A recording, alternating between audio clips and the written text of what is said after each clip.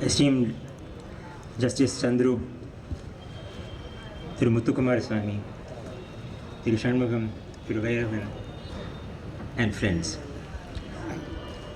It is a great pleasure for me to join all of you at this opening of the Tamil Book Fair.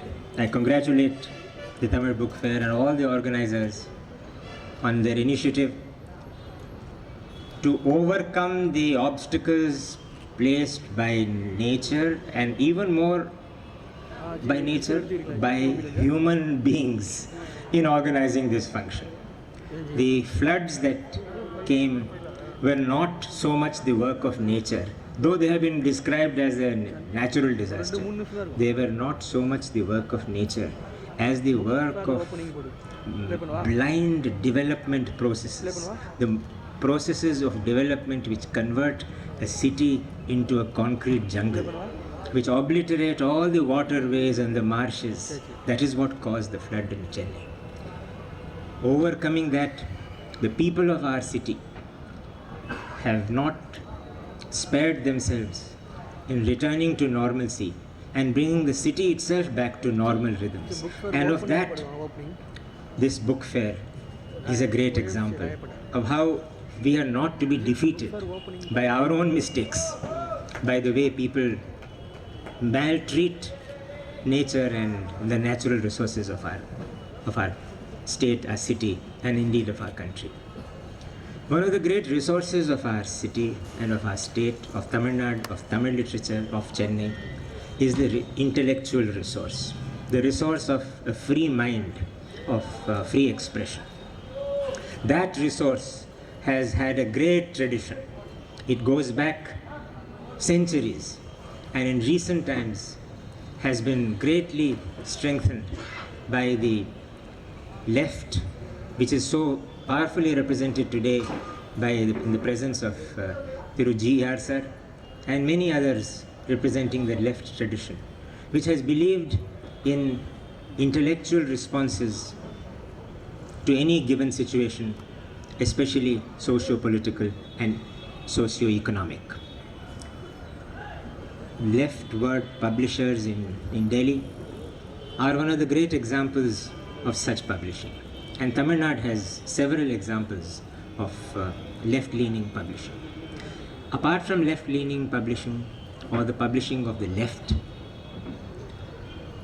the great intellectual tradition of Periyar and of rationalism, rational thought in our state, is a great resource which we have.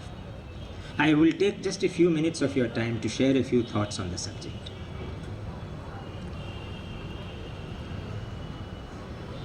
We are a very devotional people.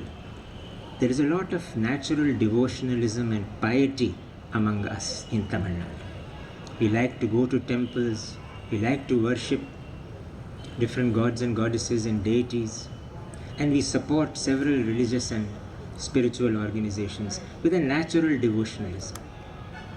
But there are many people who exploit this devotionalism and convert the devotionalism of the people into commercial interests of their own.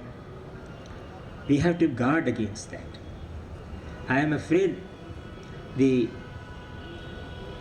double impulse of our people, one of religious devotionalism and the other of intellectual freedom, if they are running side by side without impacting on the other, one can understand it.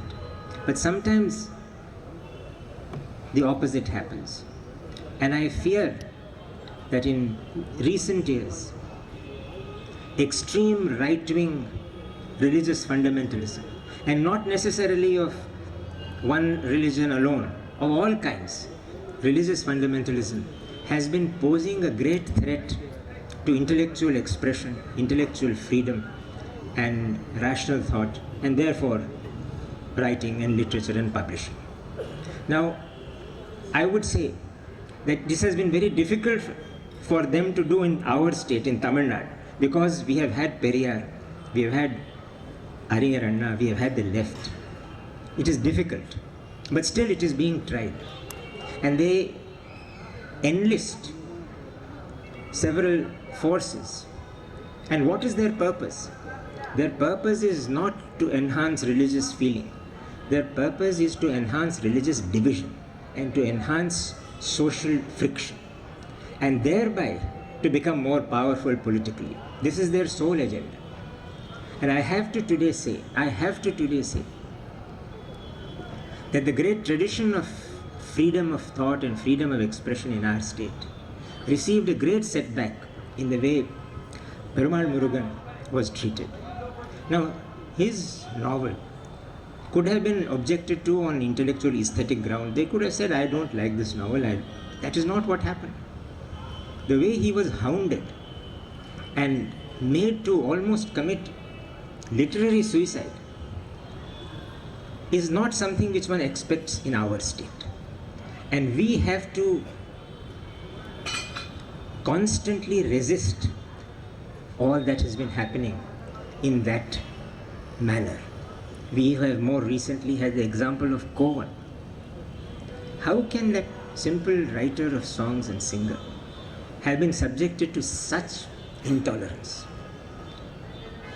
And this is something which in our state ought not to happen. I believe the intolerance that we see and hear in our state is only a smaller reflection of what is happening in our country. And I reiterate that in Tamil Nadu, the natural instincts of intellectual hospitality, of being able to accommodate differences of opinion, is so strong that intolerance is having a tough time. But it should have no time at all. Intolerance should really be reduced to zero. And it is our privilege in Tamil Nadu to be able to do so with the great tradition that we have of intellectual liberty, of intellectual courage, the ability to disagree with each other and yet not be violent to each other, either intellectually, much less physically. But the examples that I have just cited are warning signals that extreme right-wing forces of all religious varieties are at work, and they should not be allowed to get away with what is nothing less than intellectual murder. And we of the community of readers and writers have to be very conscious of that. I know of the many challenges that reading and writing and therefore publishing face. The challenge from the corporate sector, which has the world of IT and the world of commercial media behind it, is posing a threat to simple writing and publishing.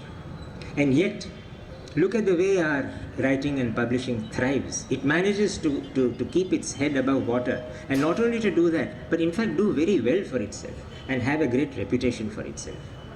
We have to celebrate that today. I must also today refer to the fact that in Kolkata, in West Bengal, the same book fair has a great tradition. People, not the necessarily rich class, in fact not the rich class at all. It is the middle classes and those who are even less than what can be called the middle classes. They come and buy books and take the books away in big bags with them to read at home.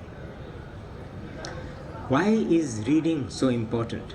And I have just one observation to make there. Reading is important if all manner of writing, including on the net, including e-books, but printed books, of which e-books are a shadow, are important because they represent intellectual freedom and intellectual creativity and intellectual courage. And that is why they are so important. If today we have great novelists, writers of fiction and non-fiction in Tamil and poetry in Tamil, it is no accident. And publications are that. In the old days it was ola leaves and written with a stylus, with a yeltani. But today we have very advanced forms of printing and publishing. Printing and publishing has raced ahead. Writing is behind it. But the quality and content of what is published today is not always the best. And yet, it includes the best also. And so we have to have discrimination and choose what is good in terms of reading material and writing material and go ahead with that. And I have no doubt that the reading tradition of Tamil Nadu, which represents the writing tradition of Tamil Nadu, which represents the intellectual freedom of our state, which has always been respected and strengthened in our state, has a very bright future. But we have to be aware of the great challenges ahead, not only to book reading and writing as such, but to the great forces of intolerance that are raising their head in our country. We are passing through very difficult times in our country when the forces of intolerance are stopping at nothing, including murder. We know that 3 individuals in the recent past have been done to death for no reason other than that they had the guts to hold their views and express their views. This is something which one may have expected in the medieval ages, in the Middle Ages, not in our times. It is extraordinary that in our times when we have a Chandrayana going around the orbits, we also have people who are being shot because of what they believe. So let us resolve to lose no opportunity to check the forces of intolerance and give ourselves the great joy of coexisting with multiple expressions of multiple views in many, many modes of writing and therefore of publishing. I would like to congratulate the Tamil Book Fair once again for having given us this chance to meet together and share some of the joys of reading which are accompanied by the pain of knowledge that the joys of reading and writing are under threat.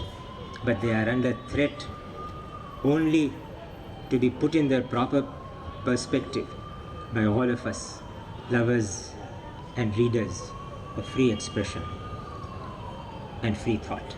I thank you.